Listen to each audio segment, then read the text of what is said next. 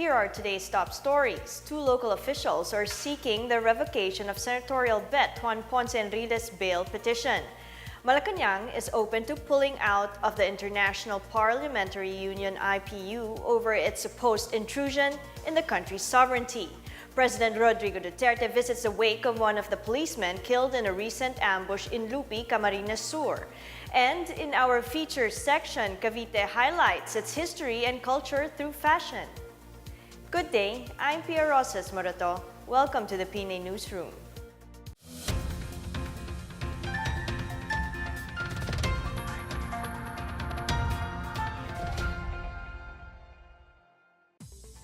Two local officials are asking the Ombudsman to revoke the bail granted to senatorial candidate Juan Ponce Enriquez. Cagayan Valley Governor Manuel Namba and former Buguey Mayor Ignacio Taruc are questioning Enriquez's health, which was the reason he was granted bail for his plunder charge. The two officials, who are also members of the Liberal Party, say Enriquez is healthy enough to file his candidacy and run for senator, which means he should be healthy enough to go to jail.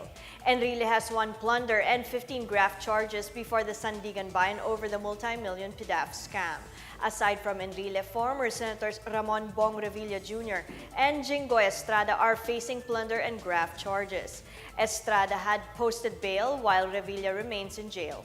All three of them are running for senator in next year's midterm elections. In light of the recent unfavorable resolutions adopted by the Inter-Parliamentary Union, Malacanang is open to pulling out of the IPU over its supposed intrusion into the country's sovereignty. House Speaker Gloria Macapagal Arroyo recommended withdrawing from the IPU following its decision to investigate the cases of Senators Laila de Lima and Antonio Trillanes. Presidential spokesperson Salvador Panelo says President Rodrigo Duterte is taking the same stance.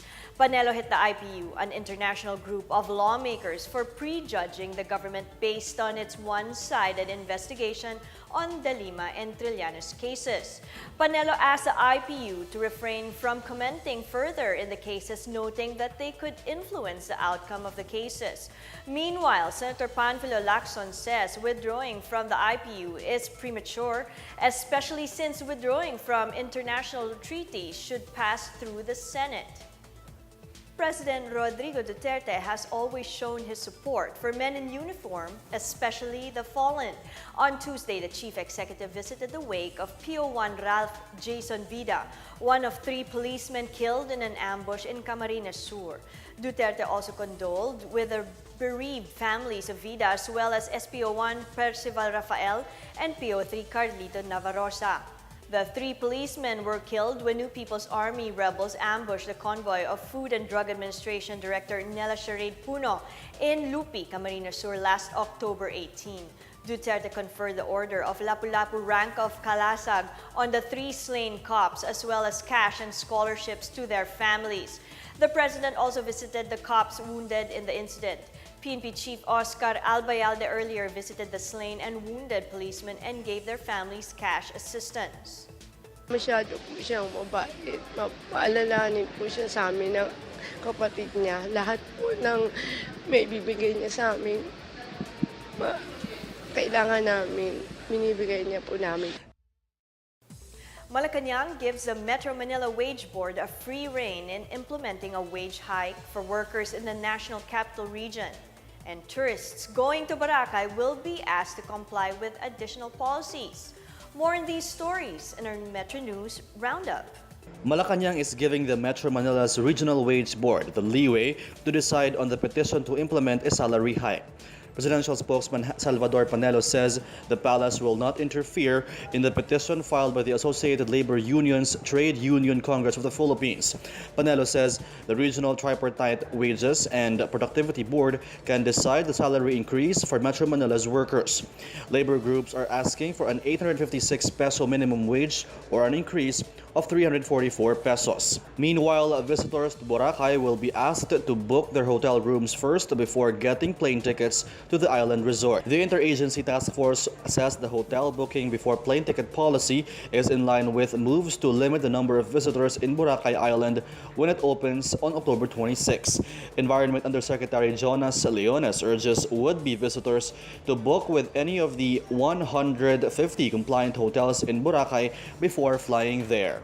The Department of Tourism will set up help desks in the airports to assist tourists looking for open slots. In other news, the Armed Forces of the Philippines, or AFP, has slammed statements linking the government and the military to the massacre of 9 sugar workers in Sagay City, Negros Occidental. This is in response to former Bayan Moon Representative Nery Colmenares' claims that the government and the AFP should be held liable for the incident. AFP spokesman Edward Arevalo said the statement was irresponsibly made without the benefit of an investigation or presumption of innocence. The AFP reiterates its indignation over the brutal killing and vows a thorough investigation. For the PNA Newsroom, I'm Rom Dulfo. Still to come, the Commission on Elections reports over 60 cases of disqualification against aspiring midterm election candidates. These and more when the PNA Newsroom continues.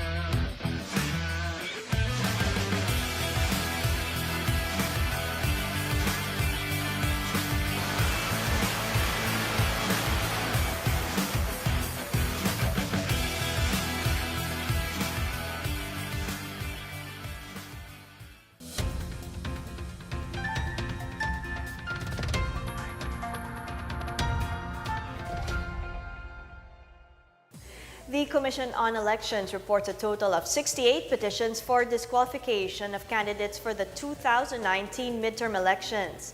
The petitions filed since Monday include one against Senator Coco Pimentel by lawyer Ferdinand Topacio, who claims the senator is ineligible to run under the 2 consecutive term limit rule.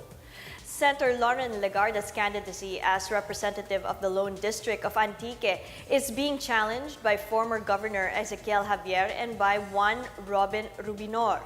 Other prominent names include Liberal Party Senatorial Bet Mar Rojas, who filed the petition to declare Lemesio Jesus Rojas a nuisance candidate. Cases the local level include former Manila Vice Mayor Isko Moreno Domogoso versus Onofre Estrada Abad, Marikina Mayor Marcelino Teodoro against Marjoy Villoso and Lorderito Nebres, and Bacoor City Mayor Lani Mercado versus Tranquilino Estrada and Emelita Machado Villar. Meanwhile, Caloocan City Mayor Oscar Malapitan filed separate petitions against 5 opposing mayoralty bets. An army officer dies in a clash with suspected rebels in Camarines Sur. And authorities arrest 3 men transporting hot meat in Batangas. More on these stories from our Provincial News Roundup. An army officer was killed while another soldier was wounded in a clash with suspected New People's Army rebels in Camarines Sur. Killed was 2nd Lieutenant Jason Frederick Pasco, a member of the 83rd Infantry Battalion, while wounded was a fellow member, Private First Class Reynaldo Aquino. The Army troopers were on combat patrol Monday afternoon when they were attacked. Authorities arrested 3 men caught in the act of transporting around 54 pieces of dog carcasses in Barangay Mataas, Nabayan in Lemery Town, Batangas. The suspects were intercepted by local police and members of the International Wildlife Coalition Trust. The suspects will face charges of violation of the Animal Welfare Act of 1998. Police are investigating where the dog meat came from and their possible destinations. Hospital ng Imus, the first public hospital in the Lone District of Imo City, reports its first childbirth. A baby girl weighing 1.95 kilograms was born to Rachel Barcelon and John Ray Fajardo. The birth delivery services were free of charge as part of the ONI's first week of operation and in time for Mayor Emmanuel Malixi's birth month. The three-story ONI formally opened to the public last October 12. For the PNA Newsroom, I am Miguel Hill. Aside from dominating the skies, Philippine Airlines is venturing into the maritime business as it announces the upcoming opening of its ferry service between Calibo and Boracay. PAL President and Chief Operations Officer Jaime Bautista says they chose Boracay as their first destination because of the presence of numerous foreign tourists there. PAL meanwhile chose Calibo because of its international airport, where tourists from China, Japan, and Korea come and go compared to smaller Caticlan Airport. Currently, PAL has 2 vessels with 410 seats each. Bautista says the ferry service might be launched as early as December. Has the ease of doing business law really helped boost the economy? Let's find out as Miguel Hill continues with his discussion with Mr. Francis Chua of the PCCI on business matters. We continue with our discussion on the ease of doing business with Mr. Francis Chua, Chairman Emeritus of the PCCI. Okay, when you talk about ease of doing business, it's one thing to have to fast track the permits, the licenses, which have been problematic over the years. I would suggest that Secretary Mon Lopez would send out questionnaire to big business organizations, for them to help him gather information and monitor. So that would be a first-hand information, and that would be the best way for us to help DTI to realize and understand where are the challenges. Do you see any, not only improvement on paper, but improvement that your membership can feel in as far as less crime, less robberies? You know, businessmen have become targets for either petty or large-scale criminality. You see, the reality is that during this present administration, a lot of the petty crime which used to be bothering us is no longer in existence, because the president has been eradicating a lot of these so-called drug user, and with removing, unfortunately, people might not agree with me. They might not say that I'm too pro the administration, but it's a reality that with removing some of this from the street, the peace and order really improves a lot. What are the other areas that you would like to talk to them about? We would like to ask the government to promote business opportunity and encourage the private sector to invest more. I would say economy is best served if the businessman put in the money rather than lip service. We should not always tell the government that we need the infra, that the government should foot the bill. I think the government is there to give us the guideline, to help us if there are issues that we can resolve. But the most important thing is the private sector really have to invest heavily when it comes to all of these projects. Let's talk about the Build program. Is your membership interested in taking part in this? As I say, we are not a hindrance. We are more of a partner to push for all of these projects. One of the biggest problems that contractor face is the right-of-way. A lot of projects, in as much as they would like to rush because of a right-of-way issue, it's very difficult to push forward. And that's where we try to come in. We try to use our local chapter to talk with the local LGU to find mitigation measures so that the issues will be resolved. This is one So thing I government want gets the infrastructure at once, but with less bothering local residents less. Yes. So it has to be a win-win for the community and for government. Another issue that is often discussed nowadays is before we were strong on the American side, now I guess there's an attempt on our part to at least have a similar relationship with China. Is this in the long run good for us? It does not pay if we just stick to one country. Just like any businessman, it's good that you should have more supplier than just stick to one, no? And toward this end, our president has shown that he has been very successful. He has tried to engage China, even Russia. Yes. And our economic manager just went to Europe, to UK, and tried to win everybody over. So Philippines would like to become the friends of all the countries. And I think it's very, very important for the Philippines. So that's sound financial, that's sound decision making. Exactly. I think that's from the business standpoint. Yeah, and that's the best job that the economic managers has been doing. And even the president take the best lead when he started by getting a better relationship with China. But at the same time, he did not forget all the other partners. So at the end of the day, it's the Philippines, tayo, who got benefited from all of this. Thank you, Mr. Chua. That's all that we have time for today. Once again, this is a show where we make it our business to give you information that matters. I'm Miguel Hill for the PNA Newsroom. Up next, as temperatures cool down, health officials in Baguio City are urging tourists and residents to boost their immune system. The PNA Newsroom returns after these reminders.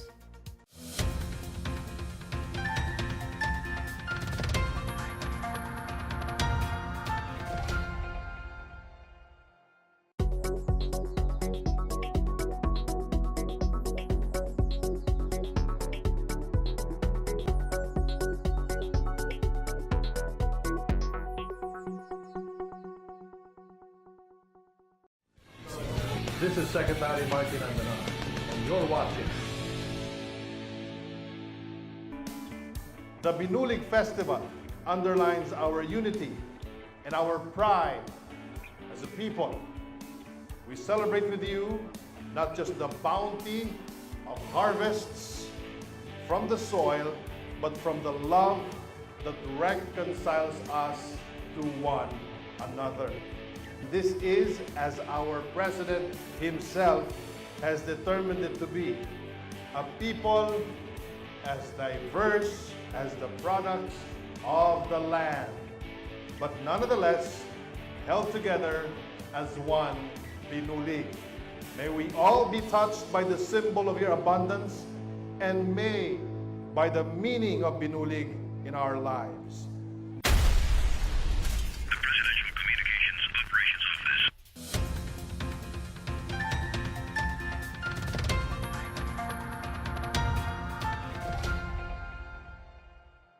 In Baguio City, the Burr months can mean extremely cold temperatures, which is why health officials are telling residents and guests to strengthen their resistance to heat and cold.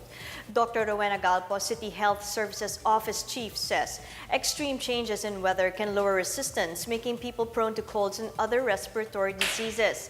Temperatures in Baguio at this time range from 14 to 18 degrees Celsius, or from hot weather midday to cold in the evening. Doctors recommend proper diet, exercise, taking vitamin C, hand washing, and covering the mouth when sneezing and coughing help to boost the immune system. The health officer also advised wearing comfortable clothing when it is warm and jackets and sweaters when it is cold to maintain body temperature. Vietnam's National Assembly has elected Communist Party General Secretary Nguyen Phu Trong as the country's new president. Trong succeeds Tran Dai Quang, who died of an illness last September. The 74-year-old Trong is the first to hold both positions since founding President Ho Chi Minh in the 1960s. Analysts say the merger will unlikely change the country's course or economic policies. The Philippine lawn bowlers team has returned to the country with the 3 medals they won in the 13th Asian Championships in Xinjiang, China last week. Rosita Bradborn and Asuncion Bruce captured the women's pair silver medal in the prestigious tournament. Bradborn and Bruce also won the women's fours team bronze medal with Hazel Hagonoy and Ronalyn Greenlees, while Annie Knight pocketed the women's singles bronze medal. The Philippines finished second overall in the women's division behind Malaysia, which won 2 golds and 2 bronzes. Singapore placed 3 for winning 1 gold and 1 bronze. The Philippines will next compete in the Hong Kong International Bowls Classic Carnival on November 8 to 18. The national lawn bowlers have also begun their preparation for the 2019 SEA Games. Fashion and culture make for a stylish combination at an historical exhibit in Dasmariñas, Cavite. The exhibit showcases the history of the province as depicted through clothing.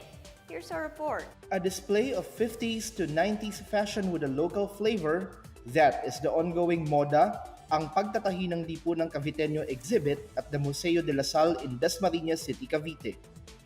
Every piece of design offers snippets of the colonial influences, regional flavor, and ingenuity of Cavite's local designers.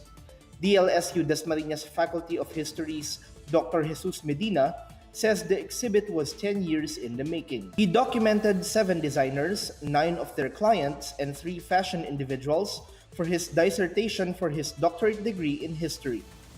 Moda offers historical metamorphosis of famous designers of Cavite, whose works represent the culture and semiotics of fashion in Cavite and how it is interrelated to the local culture. The exhibit, which can be viewed at MDLS FSR Room until November 29, forms part of the museum's Glimpses of Cavite exhibition program. The Glimpses program asserts the MDLS role in the province of Cavite in the promotion, development of deeper understanding and appreciation and pride in Cavite heritage. Interested guests may visit the museum Tuesday to Saturday, 9 a.m. to 3:30 p.m.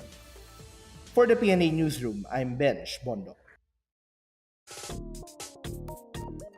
Let's now check out the weather forecast for Metro Manila and the rest of the country.